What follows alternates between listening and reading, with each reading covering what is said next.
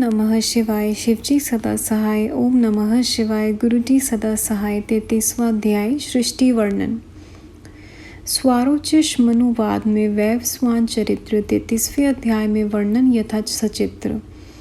सूत जी बोले हैं मुनियों, इस प्रकार स्वरोचिष मनवंतर की सृष्टि का वर्णन है। अब वैवस्वान मनवंतर में ब्रह्मा जी उस सृष्टि का वर्णन करते हैं जो कि हवन आदि करने वाली हुई। उस सृष्टि में पहले पहिल 7 ऋषि हुए। उन्हें ब्रह्मा ने अपना पुत्र माना। तब उनके चले जाने पर दिति कश्यप ऋषि के पास पहुंचकर सेवा सुश्रुमा स्तुति आदि करने लगी। तब प्रसन्न होकर कश्यप ने उसे वर मांगने को कहा। दिति ने इंद्र को मारने वाला पराक्रमी पुत्र प्राप्ति के लिए वर मांगा। तब कश्यप जी ने इंद्र हंता पुत्र प्राप्ति का वर दे दिया। फिर दिति को ऋतुदान देकर कश्यप जी तप करने चले गए। इंद्र ने इस बात को जान लिया।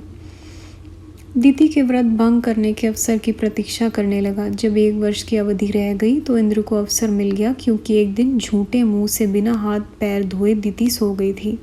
तब इसी अपराध के कारण इंद्र ने झट उसके गर्भ में प्रविष्ट होकर उसके गर्भ के वज्र द्वारा 60 टुकड़े कर डाले, किंतु टुकड़े होने पर भी वे सभी जीवित रहे। 7 टुकड़ों रो रो कर इंद्र से प्रार्थना करने लगे, हमें आप क्यों मारते हैं, हम तो आपके भ्राता हैं। इतना सुनकर इंद्र ने शत्रुता त्याग दी। तब 49 होकर वह सभी मरुदगण हुए। ब्रह्मा ने बेन के पुत्र पृथु को आधा राज्य दिया। सोम को ब्राह्मण, वृक्ष, नक्षत्र, ग्रह एवं भूतों को राजा बनाया। वरुण जल के राजा हुए। विष्णु आदित्यों के राजा हुए। पावक वसुओं के, दक्ष प्रजापतियों के, इंद्र मरुदगणों के, प्रहलाद दैत्यों के, वैवस्वत यम पितरों के राजा हुए। भगवान शंकर जी माता, वृतु, मंत्र, गौ, यज्ञ, राक्षस सभी भूत प्रेत पिशाच आदि के राजा हुए। हिमालय पर्वतों के राजा हुए। समुद्र नदियों के, सिंह वन के पशुओं के, बट वृक्ष वनस्पति वृक्षों के राजा बने। इन सबको राजा बनाकर ब्रह्मा जी ने अभिषेक किया। पूर्व दिशा में विभु विश्वयात ने प्रजापति के पुत्र को आधिपत्य दिया। दक्षिण दिशा में करदम प्रजापति के पुत्र सुधन्वा का अभिषेक किया। पश्चिम दिशा में रजस के पुत्र अच्युत का अभिषेक हुआ। पर्जन्य के पुत्र हिरण्य रोमा को राज्य सौंपा। उत्तर दिशा का दुर्धुप का अभिषेक करके राजा बनाया। 34वां अध्याय सब मनवंतरों की उत्पत्ति। मनवंतर उद्भव कहे शौनक मुनि सुमझाए, कल परु युग वर्णन सुनहु सज्जन चितलाए। शौनक जी बोले, हे सूत जी, कृपा करके विस्तार के साथ मनवंतरों का वर्णन करें, मैं सभी मनु सुनना चाहता हूँ। सूत जी बोले, हे मुनि जी, स्वयंभुवु, स्वरोचिष, उत्तम, रैवत, चाक्षुष इन 5 मनवंतरों का वर्णन तो मैंने कर दिया। अब छठा वैवस्वत मनवंतर कहता हूँ। सावर्णी, रोच्य, ब्रह्मा, धर्म सावर्णी, सावर्णी, रुद्र सावर्णी, देव सावर्णी, इंद्र सावर्णी ये सभी मनु हैं। इस प्रकार भूत भविष्य वर्तमान मनवंतर कहें। इस प्रकार ये तीनों काल के मनवंतर कहे जाते हैं, जिनका 1000 युगों एक कल बनता है। मरीचि, अत्रि, अंगिरा, पुलह, क्रतु, पुलसत्य, वशिष्ठ ये 7 ब्रह्मा पुत्र हैं। स्वयंभुव मनवंतर में याम नामक देवता 7 ऋषि उत्तर दिशा में रहते हैं। आग्निद्र, अग्नि, बाहु, मेधा, तिथि, बस, ज्योतिष्मान, धृतमान, हव्य, पवन, शुभ ये 10 स्वयंभू मनु के पुत्र हैं। उनमें यज्ञ नामक इंद्र कहे गए हैं। दूसरे मनवंतर में अर्जस्तमा, परस्तंभ, ऋषभ, वसुमान, ज्योतिष्मान, द्युतिमा एवं 7वें रोचिष्मान। इस प्रकार 7 ऋषि हैं। स्वारोचिष मनवंतर में रोचन नाम से इंद्र तथा तुषिता नामक देवता कहे हैं। हरि, सुकृति, ज्योतिष, अयोर मूर्ति, अय समय, प्रथित, मनुष्य, नभ, सूर्य ये 10 महात्मा स्वारोचिष के पुत्र हैं। अब तीसरा मनवंतर कहते हैं। वशिष्ठ के 7 पुत्र हिरण्य गर्भ के ऊर्जा नामक तेजस्वी पुत्र ऋषि कहे गए हैं। अब चौथा मनवंतर सुनो, जिसमें गागर्य, पृथु, गगर्या, जंद, जन्य, धाता, कपीनक इत्यादि 7 ऋषि हैं। त्रिशिख नाम का इंद्र है। घ्युतिपोत, सौत, पस्य, तपह, शूल, तापन, तपोरति, अकाल्याश, धन्वी, खंगी आदि आदि तामस मनु के 10 पुत्र वर्णन किए हैं। अब 5वां मनवंतर सुनिए।